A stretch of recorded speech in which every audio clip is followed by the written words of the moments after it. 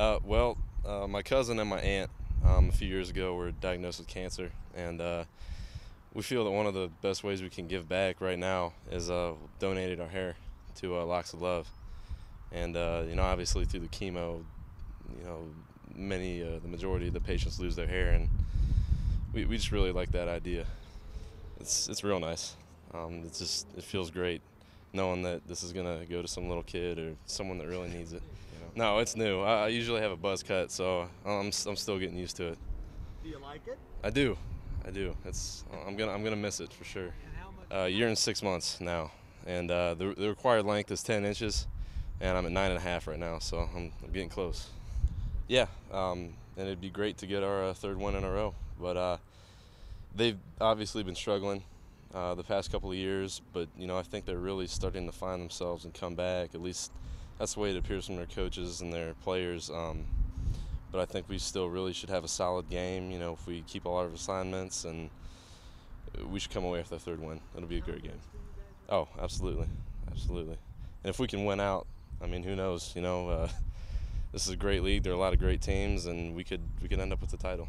I got inspired by my family and their their trials with cancer, and all the hardship I saw them go through, and I figured growing out your hair and actually donating, it's a little bit harder than just wearing a pink wristband. It's a little bit of dedication, and I don't know, that's why I'm doing it. It's gratifying knowing that someone's going to get the enjoyment out of having a full head of hair, and for a while they obviously had to struggle with the chemo and everything like that. So it's good to know that we can help somebody out. My hair is 8.5 inches. Yeah, he's got a little bit on me. Have you ever had hair this long? No, I've always had a buzz cut. So it feels good, bad, different? It's different. It's definitely takes a lot more effort to get ready in the morning. I tell you, the KACZKOWSKI brothers, old Nick and Victor there, they wanted to do this for a relative who's fighting cancer and growing their hair, and they came to me right away at camp because they know we have a hair policy here, and they said, Coach, this is why we're doing it, and I was all for it there. It just shows you the character of our young men, and that they care about others, and it's not all about them and being a football player.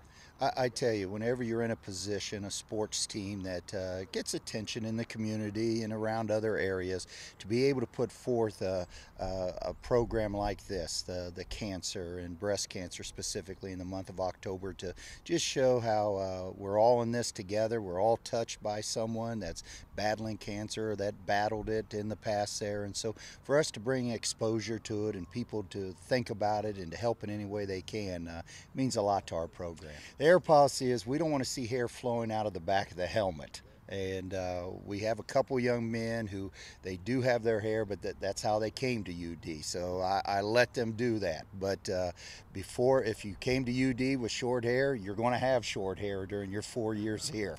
I tell you, the last few weeks have been very good for us, of course. We've gotten some wins, which will help your confidence and just show you you're being rewarded for all your hard work. And we knew we had a good team. We weren't playing at our very best 4 quarters, but I think we've come a long way in that, and that we're playing complete games now and coming up with some big plays when we needed it. So we're on a roll right now. We just want to keep the momentum going. I tell you, the way we have to keep this momentum going against Valpo is we got to play all 4 quarters again. This is a much improved Valparaiso team. They've shown it by their scores against tough teams like Drake and Duquesne, and so we know we're going to be in for a battle, and so we have to go out and play just like we did against Robert Morris, against Duquesne. We can't just say, hey, this is Valpo and we don't have to work as hard, but our players know that.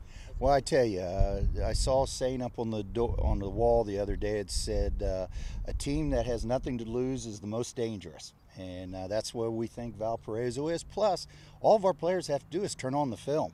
And they watch Valparaiso playing against Drake, against Butler, and they're saying to themselves, this isn't the same Valparaiso team that we've seen in the past.